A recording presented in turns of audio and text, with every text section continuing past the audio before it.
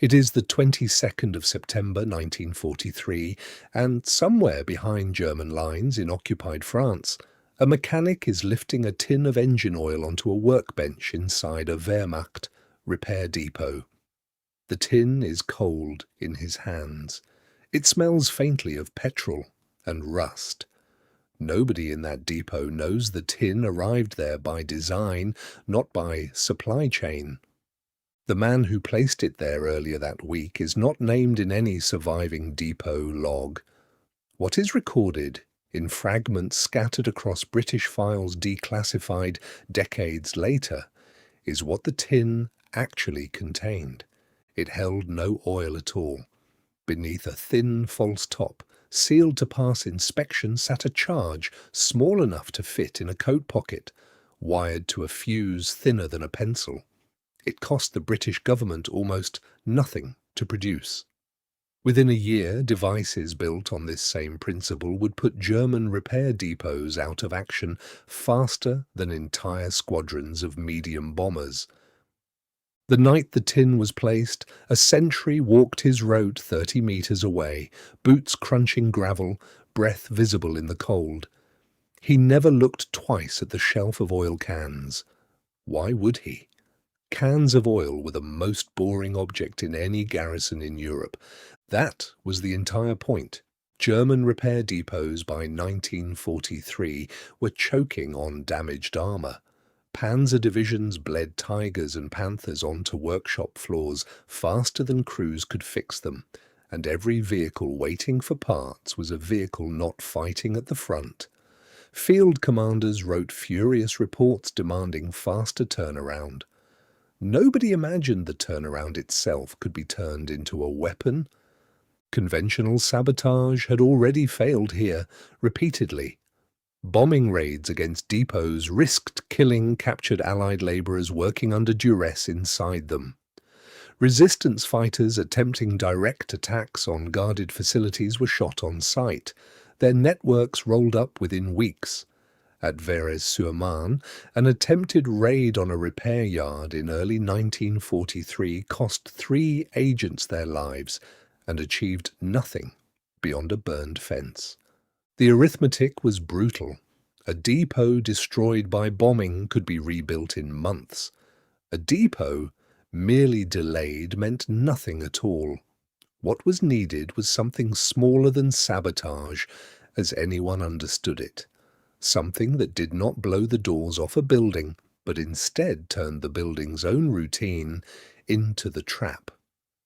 Explosives disguised as ordinary objects were not new by 1943, but disguising them as consumables, items German staff would pick up, carry, and use themselves, was still crude and unreliable. Early camouflaged charges leaked. Some were too heavy for their supposed contents, and a suspicious mechanic could feel the difference in a second. Others used timers so unpredictable that agents refused to carry them at all. The problem was not making something explode. The problem was making something explode exactly when a human being was closest to it, without that human being ever suspecting the tin in his own hand. By late 1943, no reliable answer existed. Every attempt so far had either been detected or had detonated too early, killing the wrong people, or too late, achieving nothing. Something had to change.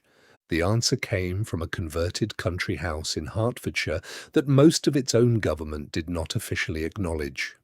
MD1, Churchill's private research section, nicknamed the Toyshop, worked out of Aston House under Major Millis Jeffreys, a Royal Engineers officer with a gift for making violence small. Alongside him worked Major Cecil Clark, a caravan designer before the war, whose civilian trade in building lightweight, disguised, functional objects turned out to be exactly the skill sabotage needed. Clark had already solved one half of the puzzle. His time pencil, a slim copper delay switch small enough to hide inside a fountain pen, used acid, slowly eating through a restraining wire to trigger a charge at a chosen interval, anywhere from 10 minutes to several days later. It was reliable, silent, and required no clockwork to give it away under a search. What remained was the container. Clark's workshop began producing camouflaged charges disguised as the most tedious objects imaginable: lumps of coal, blocks of soap, tins of preserved food, and tins of oil, the kind every mechanized army consumed by the 1,000-gallon. The choice of oil tins for depot work was almost accidental. Someone on the team, according to surviving accounts, pointed out that nobody in any garage in Europe had ever stopped to admire a tin of engine oil. The device that resulted weighed barely more than the oil it replaced. A false inner wall separated a thin working reservoir of real oil at the top, enough to satisfy a casual dip of a finger, from a plastic explosive charge packed below, built around Nobel 808, the SOE's preferred compound for its stability in transport. Assembled correctly, the whole tin could be built on a kitchen table in under 4 minutes, using tools no more specialized than pliers and a soldering iron. One SOE circuit member, moving through the depot district near Rotterdam in early 1944, later described the walk out afterwards as the longest of her life, counting street lamps to keep her hands from shaking. Declassified files from the 1970s recorded that particular operation only in outline. The exact number of depots affected across occupied Europe remains genuinely unknown, because German records covering equipment losses to unexplained causes were frequently destroyed or falsified upward to disguise sabotage from Berlin, which did not want to admit its repair network was compromised. Set against German efforts at equivalent deception, the comparison is almost embarrassing. The Abwehr experimented with disguised charges of its own, most notably explosive devices built into coal for use against Allied shipping, but production remained limited and discovery rates were high once Allied crews began routinely searching fuel stores. British camouflaged devices, by contrast, moved through a dedicated production chain at Aston House that by 1944 was turning out disguised charges in dozens of everyday forms. Oil tins, among the most requested by field circuits, specifically because depot staff handled them without a second thought. The American Office of Strategic Services adopted a broadly similar approach later in the war, developing its own camouflage charges under its research division, though OSS devices tended toward larger, more conspicuous containers, fire extinguishers, toolboxes, rather than the deliberately mundane consumables MD1 favoured. Where the British tin weighed under a kilogram and vanished into ordinary depot clutter, the American equivalents were frequently bulkier and correspondingly more likely to draw a second glance from a bored sentry with nothing else to look at. Whether the Germans ever developed an effective countermeasure specifically against disguised consumable charges is harder to state with certainty. Wehrmacht security directives from mid-1944 do instruct depot staff to treat unattended supplies with new suspicion, though these orders read as reactive rather than as evidence of any device having been fully understood or reverse-engineered. The material impact of the program is difficult to isolate cleanly from the general chaos of occupied Europe's collapsing infrastructure by 1944. But what can be stated with confidence is that repair depots relying on captured or requisitioned material became measurably less trusted by German command, forcing additional guard rotations and inspection routines that consumed manpower better spent elsewhere. That diversion of manpower and attention, multiplied across hundreds of depots for over a year, is where the tin's real damage lived, not in any single explosion, but in the accumulated cost of forcing an occupying army to distrust its own oil supply.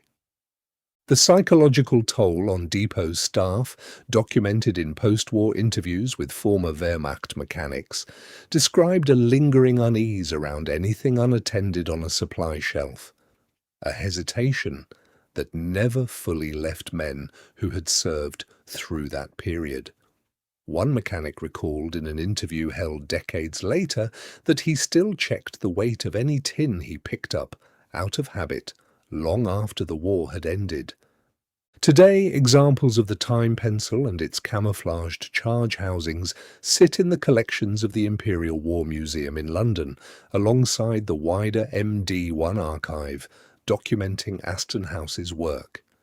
The National Army Museum holds related material on SOE circuit operations in France, and the broader story of disguised sabotage devices threads directly into modern, improvised explosive procedures, where the underlying lesson that the most dangerous object in a room is the one nobody thinks to search has never gone out of date.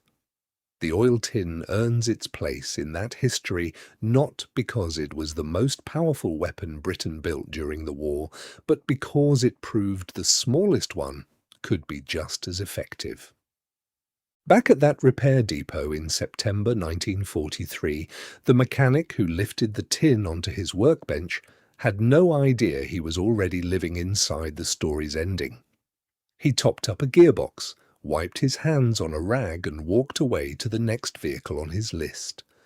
The tin sat where he had left it, ticking down toward a moment already decided days earlier by two men in a converted house in Hertfordshire who had never seen his face and never would. What happened next in that particular depot is one of the details surviving records do not preserve cleanly. Accounts from the period diverge on the exact date and outcome, a common gap where German loss reports were deliberately vague to avoid admitting sabotage to superiors. What is not in dispute is the pattern repeated across occupied Europe through 1944, depot after depot, tin after ordinary tin, each one indistinguishable from the last until the moment it wasn't. The sentry who walked his route past the shelf that first night never knew what he had missed. He finished his rounds, reported nothing unusual, and went to sleep. Somewhere in Hertfordshire, Clark and Jeffries were already working on the next disguise. It was never a bomber. It was never a shell. It was a tin of oil built in Britain that changed what any soldier could ever again trust in his own hands.